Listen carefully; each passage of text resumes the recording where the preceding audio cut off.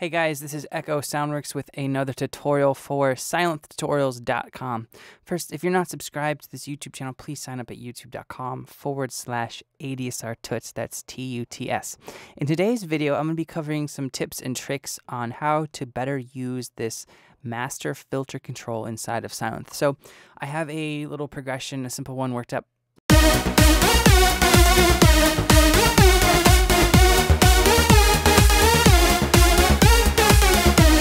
We're going to be focusing on this lead right here.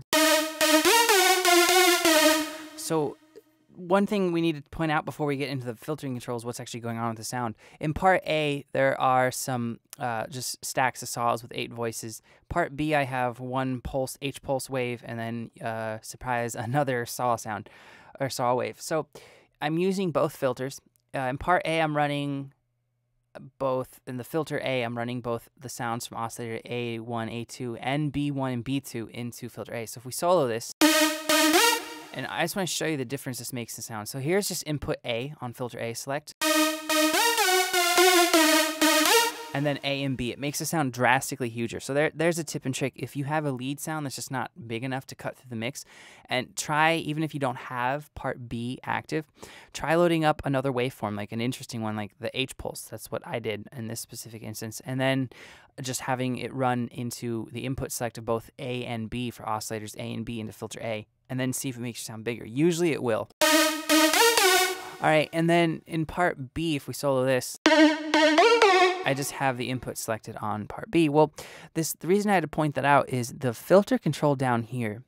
This cutoff knob will basically look at where the cutoff knob is for both part A and B, and we'll look at the settings you have, and then it will change the cutoff frequency based on those settings for both filter A and filter B. So right now that's turning down the cutoff of filter A and B. And remember, in part A, filter A, we have both A and B running into it. So there's a lot going on with this one knob.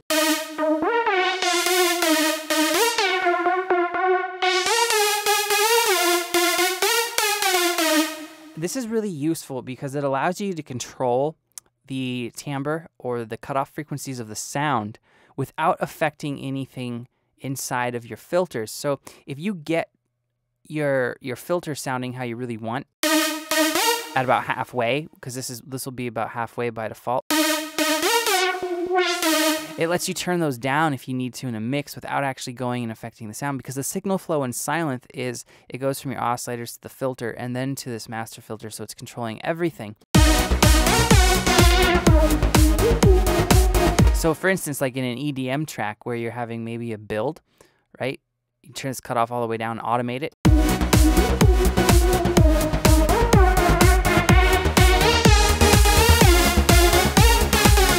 And the resonance knob does the exact same thing, which is really cool because it will boost the resonance. It'll be based off of what you have going on in your filter A or B or both, and will boost those. So I have let's crank up the resonance for B real quick.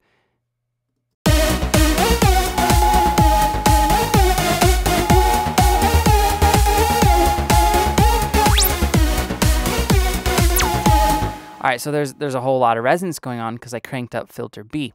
So that's a cool trick that you can use as well. And let's talk about this key tracking knob, because this is one of the coolest features I think Sylenth has as a synth. So the key track, it's basically linking the frequencies of the cutoff from the cutoff filter, and it's going to link those to the note played on the keyboard. So with the key track off, right now, the cutoff frequencies and the harmonics that's playing,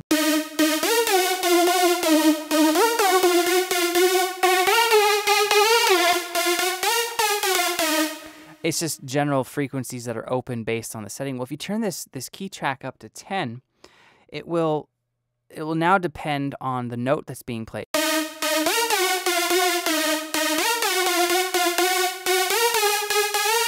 And the best way to show this is to actually, let's turn up the resonance for filter A real quick.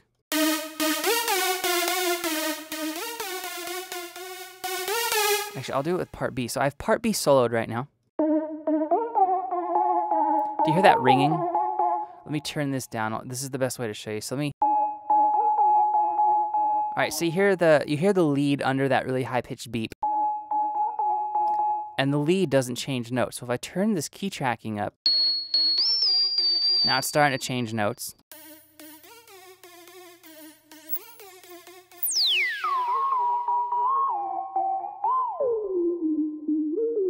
Now you can hear that it's actually changing the frequencies of the resonance and the cutoff are changing with the notes, and they're actually with the notes. So that's really cool because if you think about it, that can really help clean up a mix. It's kind of like tuning, you know how we all want to tune our kick drums, especially with genres like EDM. It's just tuning the frequencies of your cutoff with your lead, which can help clean things up, I think.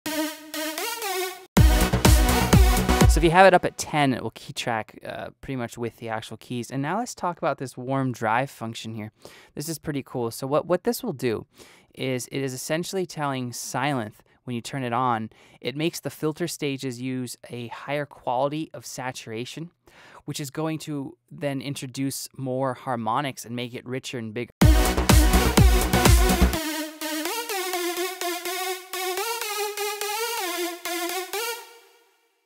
So again, those terms usually mean it gets a little bit brighter and just a little bit bigger. They do use, this will use a little bit more CPU power, but it does sound pretty cool, especially when you have the key tracking introduced.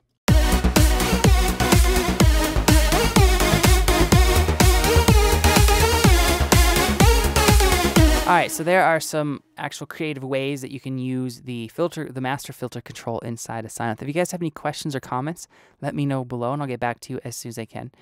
And if you have not checked out sylenthtutorials.com, head on over there. Tons of cool things Sylenth related. As always, thank you so much for watching. I'll see you next time.